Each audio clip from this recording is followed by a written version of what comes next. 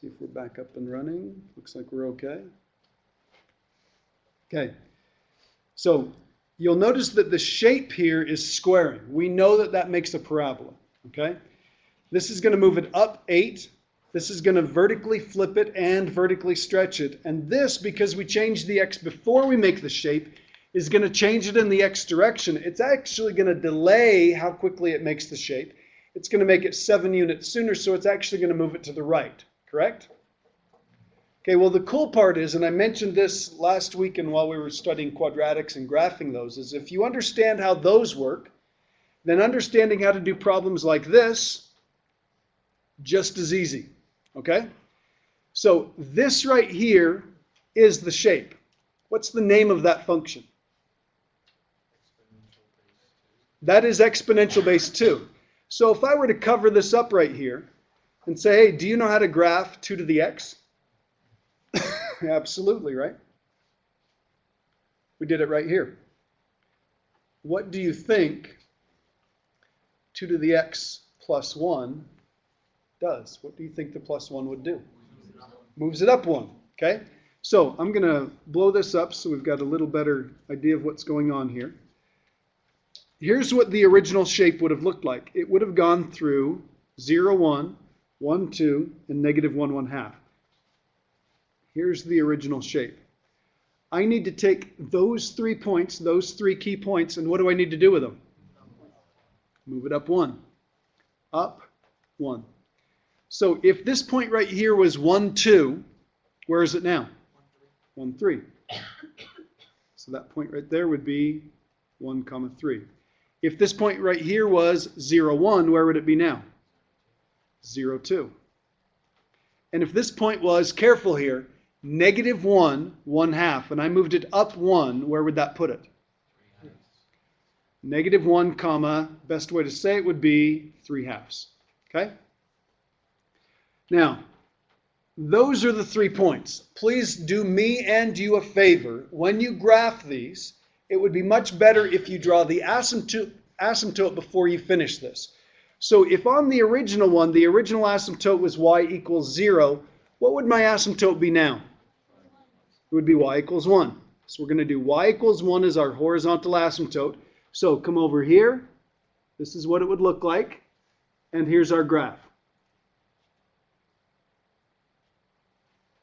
Put arrows on the end, and there you go. Now, if you compare the red graph here with the blue graph here, doesn't it look like everything has been moved up 1 unit? Have I changed the shape at all? Nope, shape is still the same. I just took the entire shape and moved it up 1 unit. Okay, this is what we call a rigid transformation. It doesn't change the shape, it just slides it around. Any questions? Okay, notice that the only thing that changed here was the y coordinate. This old one of 1, 2 is now 1, 3. This old one of 0, 1 is now 0, 2. This old one of negative 1, 1/2 is now negative 1, 3/2. Only the y coordinate changed, and look at this. Our old horizontal asymptote was y equals 0, now it's y equals 1. Okay, are there any questions? Okay, let's take a look at the next one then. What's the difference here? We change the x before the function makes the shape. So if we wanted to, we could put this in parentheses and we could say, hey, if I plug in a 0, what does it act like? It acts like a 1, right? If I plug in a negative 1, it acts like a 0. So this changes the x coordinate of this shape. So if the original one again was 0, 1, 1, 2, and negative 1, 1/2, if this is the original shape, this is going to take that shape, and what does the plus 1 do? Left 1 unit. We move it to the left 1 unit. We change the x, we're going to change it in the x direction. Why do we move it to the left and not the right? Because it makes the shape 1 unit sooner. So I'm going to take this point and slide it over here, this point and slide it over here, this point and slide it over here. So the graph is going to look something like this. I'd like you to label those 3 points.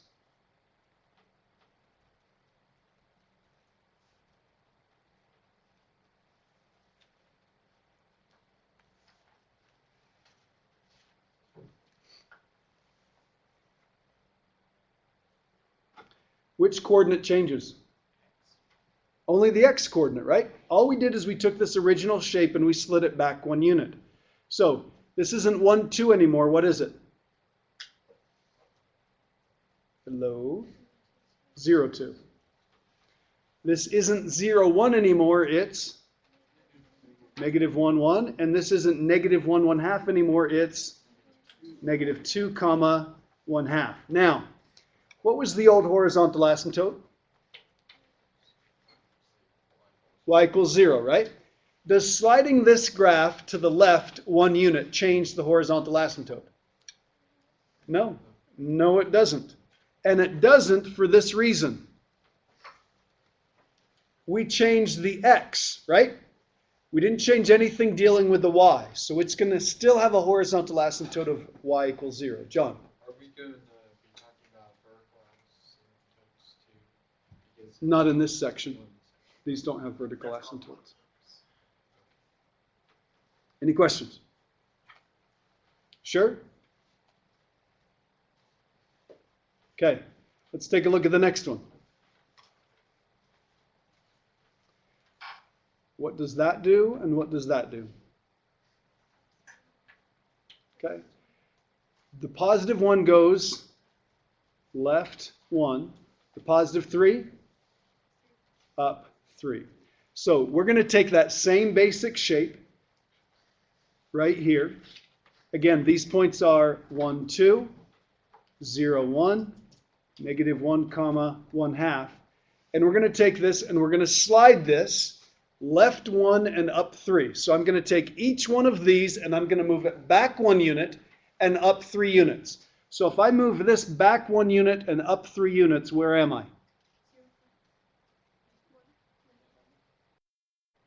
Should be 0, 5.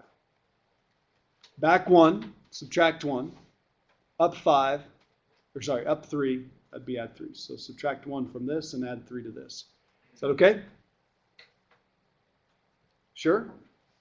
Okay, where does this one end up? Subtract 1, that'd be negative 1. Add 3, that would be 4. So negative 1, 4. So we're going to be right here. Where does this one end up? Back 1, so negative 2. And up 3, that would be at 3.5, or that would be 7/2. So 3.5 would be right here. Okay, so this point is negative 1, 4. This point is negative 2, 7/2. There are the points. Now, before I graph this, what else should I draw on here? Horizontal asymptote. The old horizontal asymptote used to be y equals 0. Does moving that to the left change y equals 0? Nope, because that's a change for the x's, right? But this changes the y's, right? How much do we change this? Add 3, so we're going to have a new horizontal asymptote of y equals 3. So draw this. Y equals 3 is our horizontal asymptote. And take a look at this. Look how it runs along here. Hits these 3 key points. There's where the bend happens, and it just continues going like that. Do you see why these 3 points are the key points, why you need to graph those so you know where the bend happens? Okay, any questions? Sure? Okay. Use what you know about transformations to graph the xy or graph the exponential without an xy table. Did we do that? You bet, and I think we did a good job. Okay, are there any questions?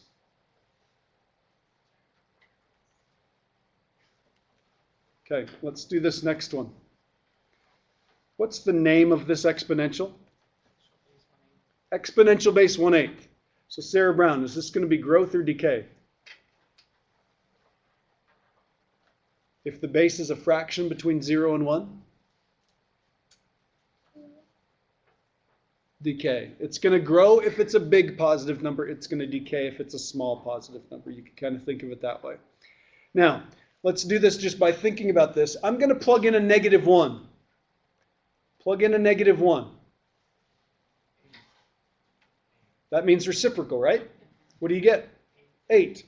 So we'd be right here. -1, 8. Plug in a 0. 1. Plug in a 1. 1/8. Look at that bend. Okay, runs along there. Horizontal asymptote. Y equals 0 is our horizontal asymptote. Okay. Any questions? Sure? Okay, now. Okay, I recommend, and I think this is the best way now and the best way long term, I recommend coming up with the correct shape and then moving it around. So when we were moving parabolas around, if it opened down, we kind of pictured the right shape down, and then if we had to slide it around or whatever it happened to be, that was okay. Or we figured out where it was going to be and we made it open down and stuff like that.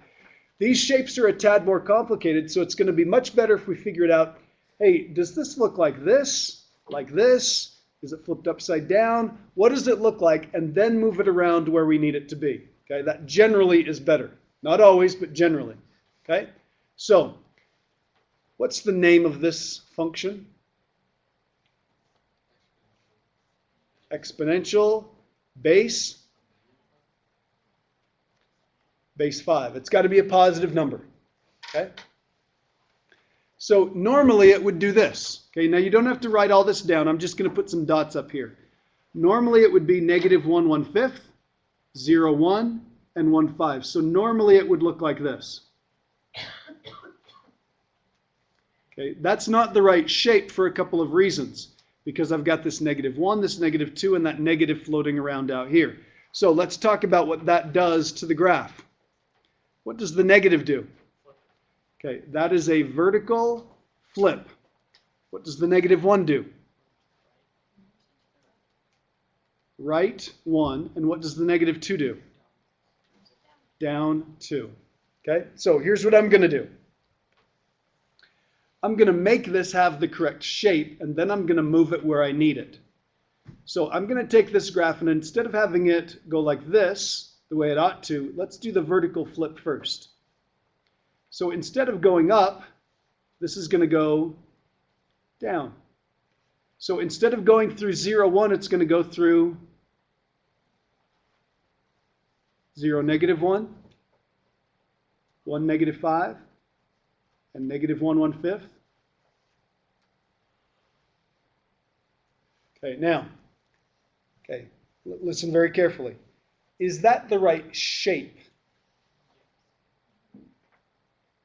Is it the right shape? Yes. Is it the correct graph? No, it's not the correct graph. It's the right shape, but it's not the correct graph. This has a horizontal asymptote of y equals 0. It goes through this point right here, which is -1 1/5. It goes through this point right here, which is 0 -1, and it goes through that point right there, which is 1 5. I'm going to take those 3 points and that asymptote, and I'm going to move it. Maybe we can't get that big.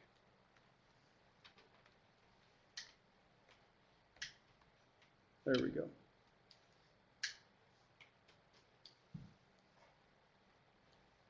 So, where do I need to move these points? Okay, down 2 and to the right 1. So right 1 and down 2. So if I go to the right 1 and down 2, that's going to put me about right here. Right 1, down 2. Right 1, down 2. And this one, right 1 and down 2. Now, if these 3 blue points are on the graph, this one, and this one, before you draw the sketch of the graph, I said you should do one other thing. What is it? Horizontal asymptote. Now, if the horizontal asymptote used to be y equals 0, what's the only way this changed? You can't really flip a horizontal asymptote. If you move it to the right, it's still the same thing. The only thing that's going to change where the horizontal asymptote is a vertical shift. In this case, we moved it down 2. So ours is going to be y equals -2. That's our horizontal asymptote. Now, find -2. There's our horizontal asymptote. And take a look at this graph. Now that I've got that, I can run along there and hit these key points. I'm going to hit this one, look how much that bends, and then it kind of heads off in that direction right there. All I need to do now is just label those points right there. We're going to do the easy one first. This one used to be 1, -5. I'm going to move it to the right 1 and down 2. Right 1, add 1, down 2, subtract 2. Add 1, subtract 2. Where is this? 2, -7. This one was at 0, 1. Right 1, down 2. Where is it? 1, -3. Okay, this is the tough one. This one was at -1, -1/5. So I'm going to go right 1, add 1, and then I'm going to subtract 2, right? So -1 plus 1? 0. Look at that. It's right on the x-axis, or sorry, the y-axis. And if I do -1/5 minus 2, -2 1/5, or we're going to write it as -11/5. Now, are there any questions? Okay, hold on 1 second and we're just about done. Okay, we figured out that on this graph, it's got to look like this blue figure right here. It took a lot of little dots, a lot of dotted graphs in between, but this is what it looks like. I want to call your attention to this one right here. If we did this right, that point is on the graph. If that point is on the graph, then it should work in the equation. Now, you can just watch. You don't need to write down anything. If I plug in a 2, I better get out a -7. So this is going to be -5, 2 minus 1 minus 2. So this is going to be -5 raised to the first, correct? Minus 2. -5 minus 2 is -7. So I plugged in a 2 and I got out, I got out a -7. Do you think we got the right graph? Okay, here's what I'd like you to do. See if you can graph this one and see if you can figure out what this one does. Try and do F and G before you come tomorrow. We'll finish this section up tomorrow. Have a good day. Remember, your homework is it's on your homework guide. It's in the textbook. What? You can try some of it.